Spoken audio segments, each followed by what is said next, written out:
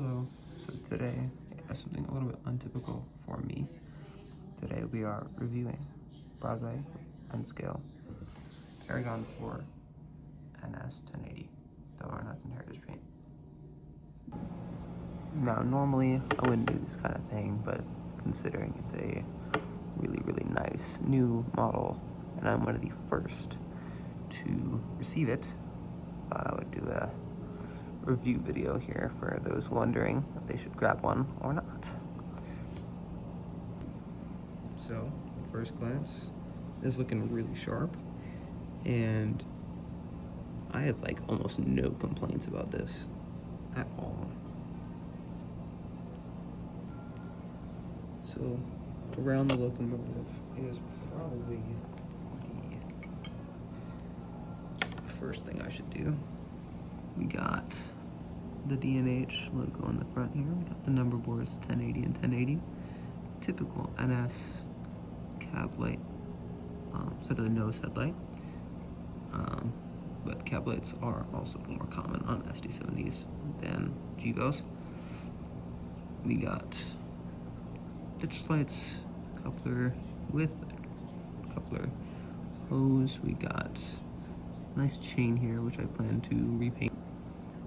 So on the side of the locomotive, we have the D&H radio right here. We got the D&H logo, yellow stripe, lightning stripe, Delaware and Hudson 1080.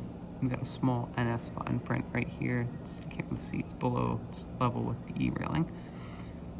Got the Nathan air chime and got the fuel gauge. Moving on to the back of the engine, we do have 1080 number boards, a D&H logo with a V stripe, yellow, and we have headlights, back headlights, and rear ditch lights. We also have an uncoupling lever here, as well as the front has one, and we have the separate hoses, which I will get into at a later point in the video. Sorry for the wobbly. This is in my hand now. The top of the engine, we have the fans here. Usually on SD70s, there is a silver line on the rear dynamic brake fan. There's not one on this one. I don't know about the prototype. We have the lightning stripe here and here on the cab. That's also with the exhaust. So these are some of my favorite details. First, we have the PTC antenna module right here. I don't know if you can notice here, but the locomotive engineer side shade is up and the conductors is not. I think that was a cool detail.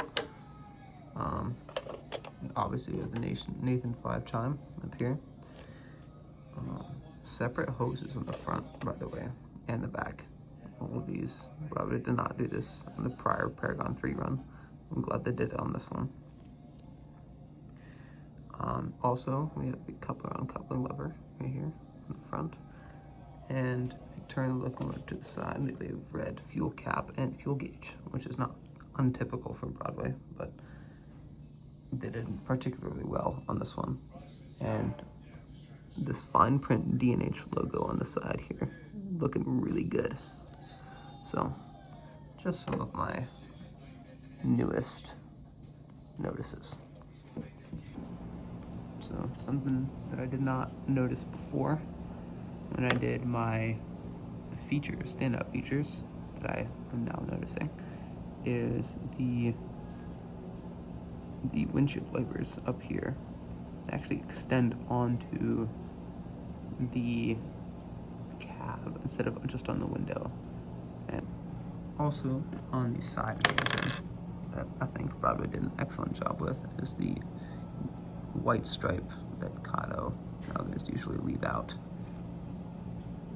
especially considering that they took decals in between the poles here and not over the poles. That was great. And also the yellow line on the stairs on the front and the back of the engine. Looks great. Another one of my gripes with this model is the sharp paint on the side is not equivalent to the molding on the trucks. So either they did not paint truck moldings, or it's because there is a difference there. That's what I'm trying to say. There's a difference. And before I move on here, I do have another small thing that I think could have been better was these sand tubes here. They're a little bit molded into the shell instead of separate like they were on the Paragon 3 models.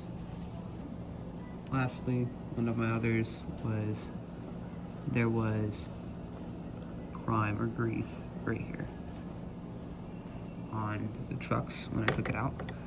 I don't know if that's normal. I mean, it was sitting on my porch for about 30 minutes before I got there. So I don't know if that's normal or not. Broadway, let me know. Thank you for coming to watch this, and see you in the next one. Stay tuned for part 2 when I'll be running the engine.